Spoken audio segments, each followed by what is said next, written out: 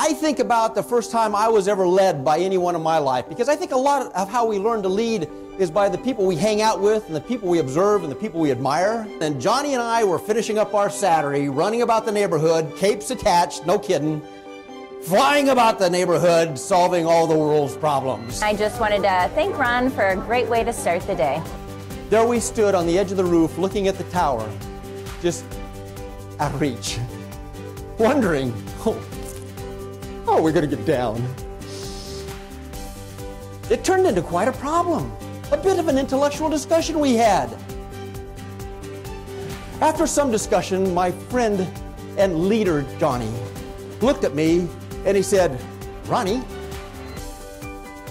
trust your cape. He leapt off the roof, landed in the grass, rolled to a stop, got up triumphant.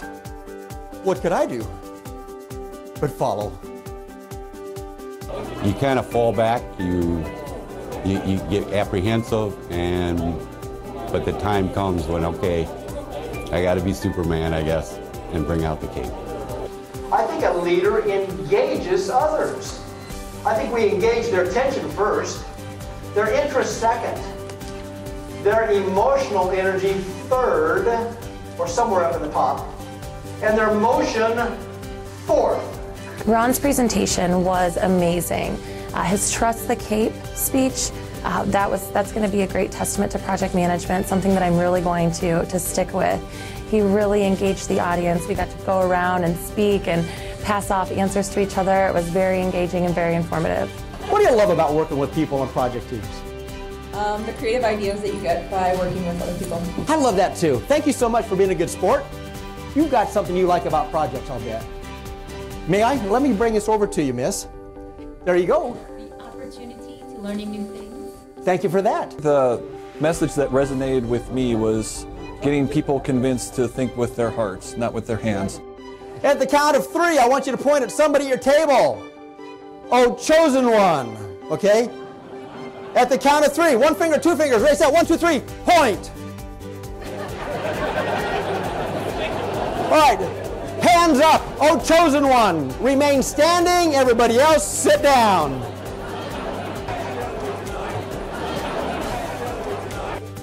You're on. How about you? And you. I want to hear from you. Resilient. I want to hear from you. Confidence. I want to hear from you. Positive. I want to hear from you. I want to hear from you. Salesmanship. I want to hear from you. Perseverance. I want to hear from you. Enthusiasm. I want to hear from you. Humility. I want to hear from you.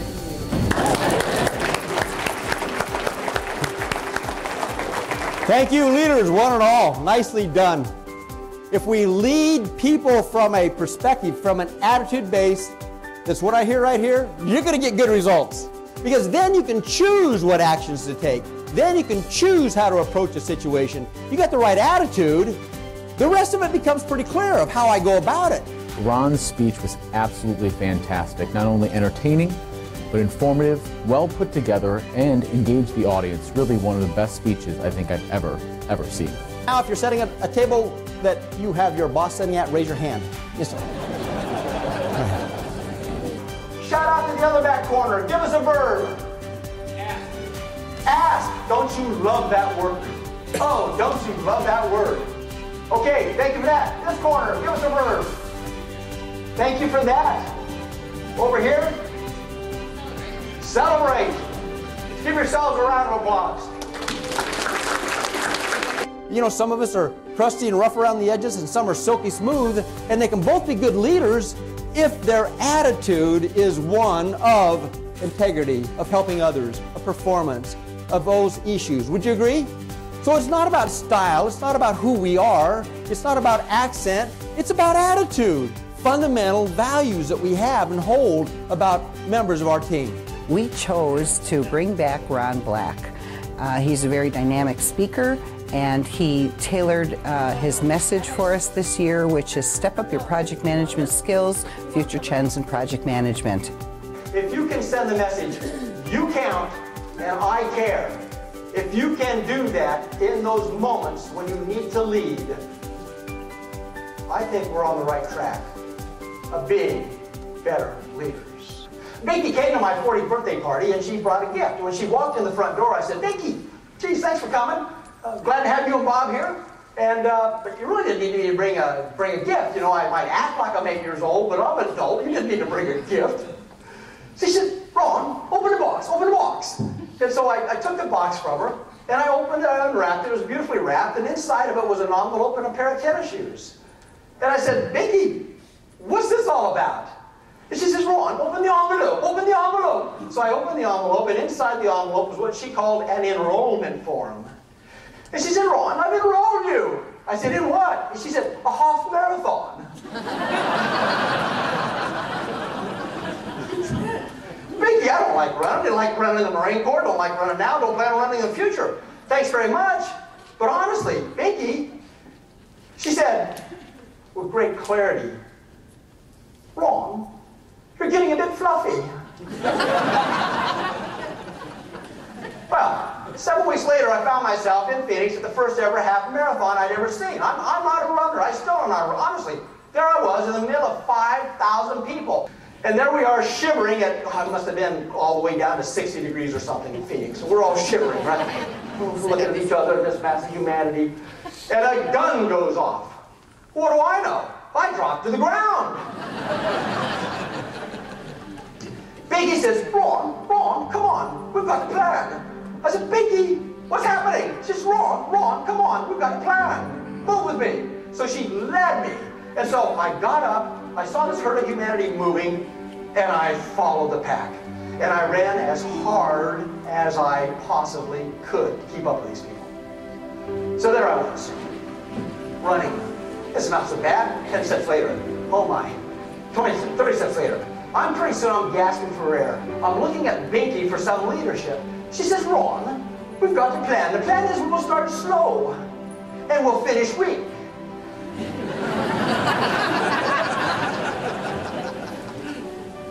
It seemed like hours later. My vision is blurred. I can barely breathe. I'm gasping for air. We finally got to the starting line. Had I only known how long a half marathon was. It seemed like hours later. You know, we're running. Binky looks over at me one step, and she says, Ron, great leadership advice. She says, Ron, if you're not having fun, slow down, you idiot. I thought about that. You know, if I slow down, people are going to pass me. Well, that wasn't a problem anymore. Reminded me why I was really out there. It wasn't about being a world champion. It wasn't, it was about fluffy. That's what it was about, right? So Binky encouraged me the entire way, giving me what I needed when I needed it. The encouragement when I needed it, the goading when I needed it, the challenge when I needed it. I am so happy to have had Binky Alonso in my life. No kidding, I really am. When he talked about Binky, that really hit home to me because I am a runner and I've always wanted to do a half marathon. And so the fact that his friend put him in that situation, then encouraged him and led him through it the whole way, it was just an inspiring story for himself, that he stayed engaged and didn't let her down and she didn't let him down. I thought it was a very inspiring and motivated, and it touched home with me because I am a runner and it's something on my bucket list that I really want to achieve. You see, I actually finished my first half marathon. Thank you very much. Thank you very much. And more importantly, I did not finish last. You see, as we approached the finish line, my buddy Binky took a little stutter step, slowed down ever so slightly, and made sure that I crossed the line slightly ahead of her. That, my friends, is leadership.